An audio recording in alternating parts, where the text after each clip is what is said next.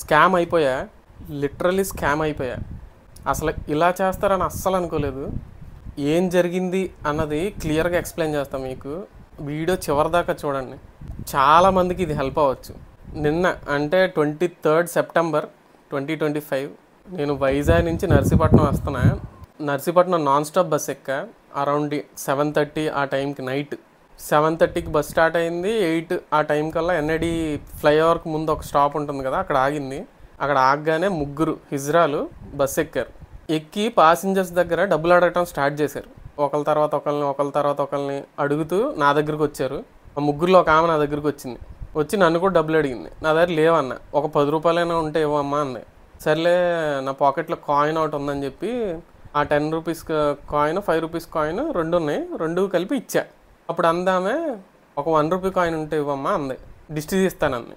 పాకెట్లో చెక్ చేసుకుంటే ఒక 2 రూపీస్ కాయిన్ ఉంది, చూపిస్తా మీకు. ఇదిగో ఈ 2 రూపీ కాయిన్, ఈ 2 రూపీ కాయిన్ ఉందని చెప్పి ఆమెకి ఇచ్చా. ఇలాగ ఇస్తే నేను దిష్టి తీస్తానంది.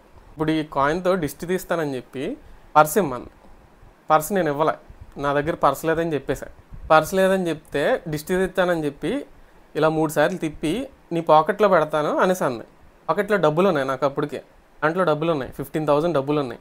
పాకెట్లో పెడతానని డైరెక్ట్ పాకెట్లో పెట్టేస్తా ఉంటే నేను ఆపితే కాయిన్ పట్టుకోవద్దు అని చెప్పింది. కాయిన్ పట్టుకోవద్దు, దిష్టి తీసి పెట్టేస్తా అంది. సర్లే నువ్వు వదిలేస్తే పాకెట్లో చెయ్యి పెట్టి, ఈ కాయిన్తో పాటు పాకెట్లో చెయ్యి పెట్టి ఆ 15,000 ఇలా బల్క్లో పెట్టాను నేను. ఇలాగా పాకెట్లో ఆ 15,000 ఇలా తీసేసింది ఆమె.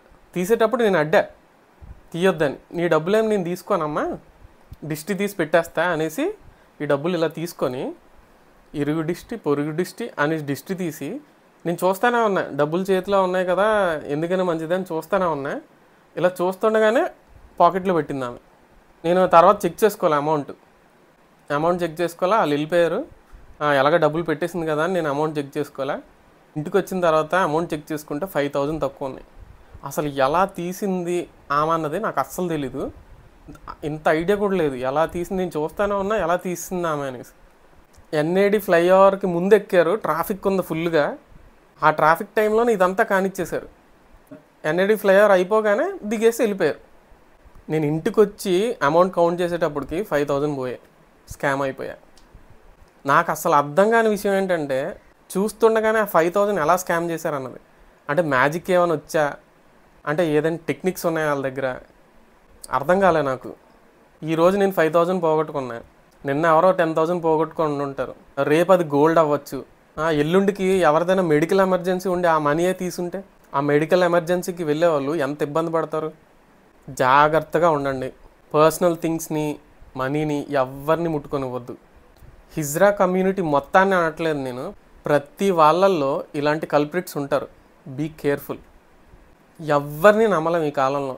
మన ఎమోషన్స్ అండ్ సెంటిమెంట్స్ని అడ్డం పెట్టుకొని వాళ్ళు క్యాష్ చేసుకుంటారు. పోలీస్ వాళ్ళని, ఆర్టీసీ వాళ్ళని, గవర్నమెంట్ని అందరినీ ట్యాగ్ చేస్తా. నాకు జరిగింది ఇంకొకరికి జరగకూడదు అన్న ఉద్దేశంతోనే ఈ వీడియో చేస్తున్నా. ఇలా ఇంకెవరికైనా జరుగుంటే కామెంట్ సెక్షన్లో మెన్షన్ చేయండి. Be very very very careful. చాలా జాగ్రత్తగా ఉండండి.